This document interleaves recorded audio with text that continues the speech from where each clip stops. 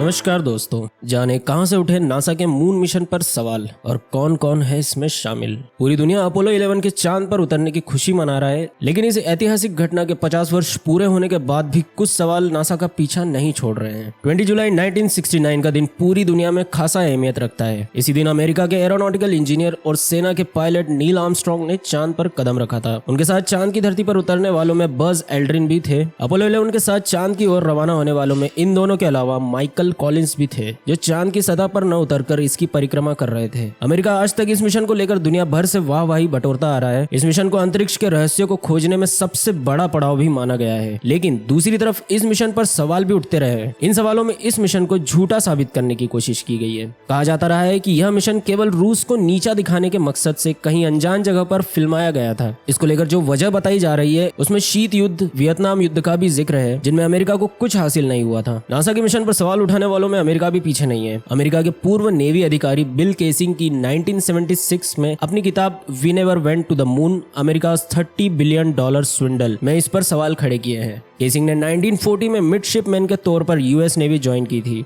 इसके बाद उन्हें कैलिफोर्निया के ऑफिसर ट्रेनिंग स्कूल में भेजा गया। 1949 में उन्होंने ग्रेजुएशन पूरा किया। इसके बाद सितंबर 1958 में वो सर्विस एनालिस्ट बने और सर्विस इंजीनियर के तौर पर काम किया। 1962 में उन्होंने पब्लिकेशन एनालिस्ट रहे। 1956 से 63 तक वो रॉकेटडाइन टेक्निकल पब्लिकेशन के प्रमुख रहे। बाद में उन्होंने निजी कारणों से पद से इस्तीफा दे दिया था। रॉकेटडाइन कंपनी ने ही सैटर्न वी रॉकेट में लगने वाले F1 इंजन को डिजाइन किया था और तैयार किया था। केसिंग ने प्रोपल्शन फील्ड लेबोरेटरी में भी अपनी सेवाएं दी थी। अपनी किताब में उन्होंने लिखा था कि चांद पर सुरक्षित उतरने की हकीकत महज 0.0017% है। इनके अलावा 1980 में फ्लैट अर्थ सोसाइटी ने भी नासा के इस मिशन पर सवाल उठाए। एक ब्रिटिश पब्लिशर मार्कोस एलन का कहना था कि अमेरिका के यान का चांद पर उतरना इस बात का प्रमाण नहीं है कि वहां पर मानव भी उतरा था। चांद तक पहुंचना कोई मुश्किल काम नहीं है। रूस 1959 में धरती के पार चांद तक झांक चुका है। उनका यह भी कहना था कि नासा के चांद पर रोबोट मिशन भेजा होगा। इसकी वजह चांद पर होने वाले रेडिएशन लेवल का बड़ा होना हो सकता है। उनका कहना है कि अपोलो 14 और अपोलो 15 मिशन सही में भेजा गया था। 1982 में एक किताब Moon Gate Suppressed Findings of the US Space Program में भी इस मिशन पर सवाल उठाए। यह किताब न्यूक्लियर इंजीनियर ने लिखी थी। इनके अलावा अमेरिका पत्रकार जेम्स एम कोलियर और मिल्टन विलियम कूपर समेत जेम्स फेजर, जो एक अमेरिका में फिलॉसफी के प्रोफेसर थे, उन्होंने भी सभी मून मिशन को झूठा बताया था।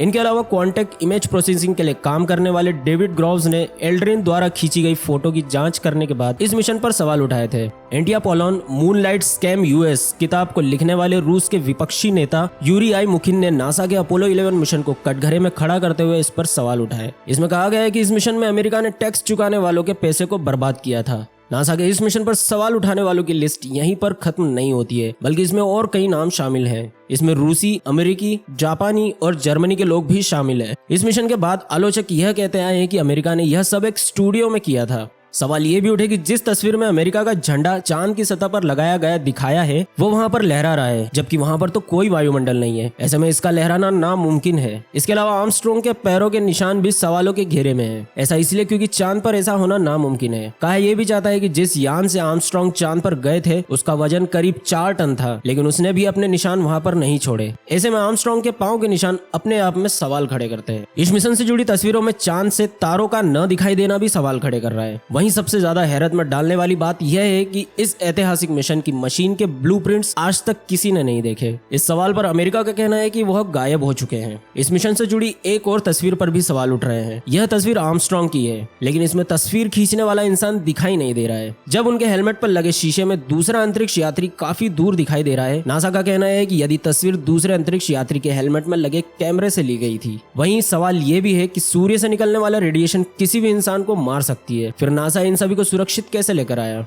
1969 में जब अमेरिका ने चांद पर मिशन भेजा था, उसकी फुटेज से काफी कुछ हासिल हो सकता है। इसके अलावा आर्मस्ट्रांग के चांद पर मौजूद पांव के निशान इस मिशन की सारी कहानी को बयां करने के लिए काफी है। आपको बता दें कि चांद का अपना कोई वायुमंडल नहीं है। वहां पर न तो हवा है और न ही पानी। इसलिए यदि अमेरिका का मिशन सही होगा तो वहां पर वर्षों के बाद भी यह नील आर्मस्ट्रांग के पांव के निशान पहले की ही भांति मौजूद रहना चाहिए। इसके अलावा अमेरिका का झंडा, जो वहां पर कोई वातावरण न होने के बावजूद लहरा रहा था, वो भी होना चाहिए। चाहिए। आपको यहाँ पर बता दें कि इस मिशन के बाद कहा गया था कि आर्मस्ट्रॉन्ग अपने साथ वहां से चांद की धूल भी लेकर आए थे। इस नमूने का असली से मिलान करने पर भी कई राज खोले जा सकते हैं। रूस की तरफ से पिछले वर्ष कहा गया था कि वह अमेरिका के मून मिशन का पता लगाने के लिए चांद पर अपना मिशन भेजेगा। रूस की रोस्कोसमोस अंतरिक्ष एजेंसी के प्रमुख दिमित्री रोगोजिन के मुताबिक उनका एक मिशन भेजेंगे। रूस इन सवालों के जवाब तलाशने को लेकर उत्साहित है। इस मिशन का काम ये पता लगाना है कि क्या वास्तव में अपोलो 11 चांद की सतह पर उतरा था या फिर यह केवल एक नाटक था जो अमेरिका ने रूस से बदला लेना और पूरी दुनिया में अपना वर्चस्व कायम करने के लिए रचा था। इसको लेकर दिमित्री रोगोजिन ने कुछ समय पहले एक ट्वीट भी किया था। दरअसल अमेरिका का यह मिशन शुरू से ही रहस्य और सवालों के घेरे में रहा था। इस मिशन को लेकर लोगों की भी अलग अलग राय है, लेकिन सबसे बड़ा सवाल यह है कि यदि रूस ने इस मिशन को गलत या झूठा साबित कर दिया तो क्या होगा। ऐसे में अमेरिका की साख को बट्टा लगने से लेकर चांद को लेकर कई तरह की थ्योरी भी झूठी साबित हो सकती है। आपको यहाँ पर बता दें कि रूस और अमेरिका के बीच वर्षों से एक प्रतियोगिता चली आ रही है। यह अपने को एक कदम आगे दिखाने की प्रतियोगिता है। जहाँ तक स्पेस प्रोग्राम की बात है तो इसमें रूस का वर्चस्व पहले भी था और आज भी है। रूस ने ही पहली बार यूरी गैगरिन के रूप में किसी मानव को धरती के पार अंतरिक्ष में भेजा था। उसने ही पहली बार धरती से बाहर जानवरों को भेजा था। अंतरिक्ष मिशन में उसका कोई सानी पहले भी नहीं था और आज भी नहीं है। इस बात का एक सबूत ये भी है कि वर्तमान में अमेरिका अपने अंतरिक्ष मिशन के लिए रूस की मदद लेता है। दूसरे विश्व युद्ध के बाद जब सोवियत संघ अंतरिक्ष में जाने की तैयारी करने लगा तो अमेरिका आसमान की बुलंदियों में उससे पिछड़ने लगा था। ऐसे में राष्ट्रपति जॉन एफ कैनेडी ने 1961 में तय किया कि अमेरिकी विज्ञानी चांद पर पहुंचेंगे, लेकिन एक के बाद एक मिशन में अमेरिका उससे कहीं पीछे रह गया। जहां तक रूस के स्पेस प्रोग्राम की बात है तो उसके मिशन इस क्षेत्र में मील का पत्थर साबित हुए।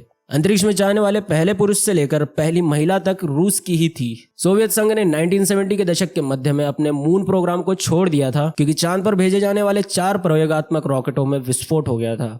That's it for the day. मिलते हैं अगले वीडियो में। Thank you.